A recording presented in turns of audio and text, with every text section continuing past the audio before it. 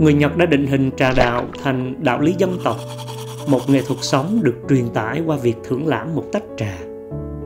Người Nhật đã làm được, người Việt mình cũng làm được và làm tốt hơn.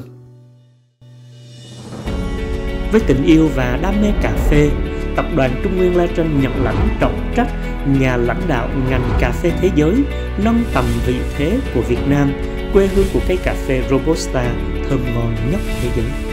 Để chuẩn bị cho sứ mạng lớn lao này, Tập đoàn Trung Nguyên Legend đã dành thời gian và tâm huyết trong nhiều năm liền để nghiên cứu về cà phê và ảnh hưởng của cà phê trong mọi lĩnh vực đời sống nhân loại. Từ đó nâng cao giá trị cà phê không chỉ là một thứ thức uống thông thường mà còn ở tầm mức cà phê văn hóa, cà phê nghệ thuật, cà phê tinh thần đến cà phê triết đạo. Trong chuỗi phim ngắn Cà phê triết đạo, người xem sẽ nhìn nhận đầy đủ và chính xác tinh thần cà phê trong tiến trình phát triển của lịch sử nhân loại, từ việc tổng kết lại quá khứ, quan sát hiện tại và kiến tạo tương lai. Trường đại học ẩn hình trong hàng quán cà phê Anh. Hàng quán cà phê ở Anh Quốc từ khi xuất hiện đã định hình là không gian hoạt động mang tính hàn lâm và kinh tế, nơi thống lĩnh những luận lý tư duy của Tây Âu. Cà phê du nhập vào Tây Âu từ thế kỷ 17 cùng với thời kỳ khai sáng. Anh là một trong những quốc gia đầu tiên được tiếp cận năng lượng sáng tạo, tỉnh thức của loại thức uống đặc biệt này. Tuy nhiên, nếu như ở Pháp và Áo, quán cà phê tọa lạc tại các đại lộ trung tâm, thì ở Anh, hàng quán cà phê lại hình thành trên những trục đường có phần khuất bóng gần các trường đại học London, Oxford, Edinburgh. Hình thức hoạt động của quán cà phê cung cấp một không gian lý tưởng cho việc học tập, nghiên cứu. Sinh viên, các học giả có chung chí hướng truy cầu tiến bộ tri thức, dành hàng giờ ngồi tại quán cà phê để trao đổi một cách nghiêm túc về triết lý cuộc sống, thế sự nhân gian và những phát kiến có giá trị. Từ đây, hàng quán cà phê Anh được vinh danh là Penny Universities, trường đại học một hào. Tên gọi Penny Universities bắt nguồn từ giá mỗi ly cà phê và chỗ ngồi trong quán cà phê. Nhiều minh chứng lịch sử cho thấy những quán cà phê ở Anh đã khởi xướng hàng loạt học thuyết hàn lâm trong nhiều lĩnh vực có ảnh hưởng tới sự phát triển của nhân loại. Đầu tiên, phải kể đến câu lạc bộ cà phê của Đại học Oxford.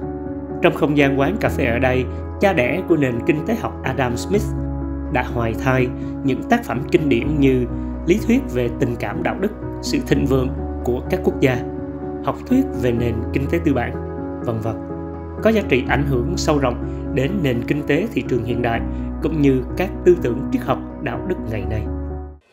Năm 1660, quán cà phê Tilliard's là nơi thành lập Hội Hoàng gia Royal Society, quy tụ các nhà khoa học hàng đầu thời bấy giờ.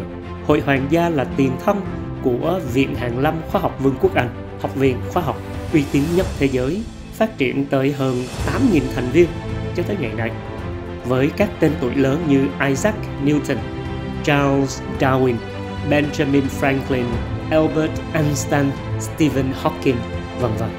Trong khi đó, từ quán cà phê ở Đại học Edinburgh, triết gia, nhà kinh tế học, nhà sử học David Hume đã viết nhiều tác phẩm có tầm ảnh hưởng tới ngành triết học hiện đại như tiểu thuyết luận về bản chất con người, các bài luận triết học về hiểu biết của con người, các nguyên tắc đạo đức.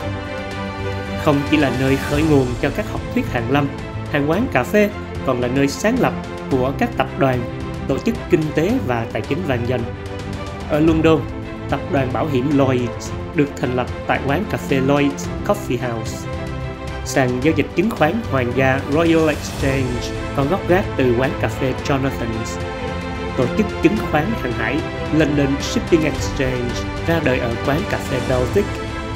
Còn quán Willie's Coffee House được gọi là ngôi nhà văn học khi trở thành nơi gặp gỡ, thảo luận của các tên tuổi lớn trong nền văn chương như Jonathan Swift, Alexander Pope, Joseph Addison. Có thể nói cà phê đã phát triển ở Anh Quốc theo một diễn trình khác so với các quốc gia ở lục địa Tây Âu, nhưng nhờ vậy mà đã mở hướng cho cà phê góp phần vào khát vọng thời đại bởi những thành tựu khai sáng nhân văn trong các Penny Universities.